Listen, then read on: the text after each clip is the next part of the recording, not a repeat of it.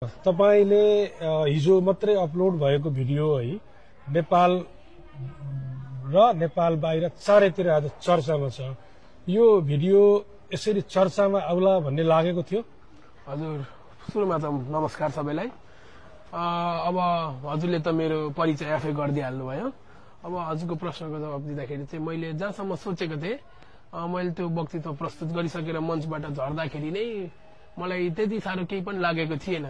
सबजना चकित हुनुहुन्थ्यो त्यो वक्तृत्व देखेर, तर मैले जहाँसम्म जस्तो अहिले वातावरण बन्यो त्यसले जस्तो प्रभाव पार्यो त्यो चाहिँ मैले सोचेको थिइनँ। हजुर, पक्कै पनि त्यो भिडियो छायाङ्कन गर्ने व्यक्ति म आफै भएको कारणले गर्दाखेरि छायाङ्कन गर्दै जाँदाखेरि तपाईको हाउभाउ र त्यो जुन स्पिच बोलेको अंग्रेजीका शब्दहरू केही बुझ्न सके तापनि नसके तापनि यो भिडियो पक्कै पनि यसले एउटा सकारात्मक सन्देश दिन्छ र भाइको जुन हाउभाउलाई चाहिँ मैले त्यति बेला नै मूल्याङ्कन चाहिँ गरेको थिएँ। र अब तपाईको यो स्पिचको बारेमा बुझ्न चाहन्छु। यो स्पिचको कन्सेप्ट तपाईलाई चाहिँ कसरी आयो? खास गरी भन्नु पर्दाखेरि अब स्पिचबाटै थाहा नै हुन्छ मलाई मेरो देशप्रति अत्यन्तै माया छ भनेर।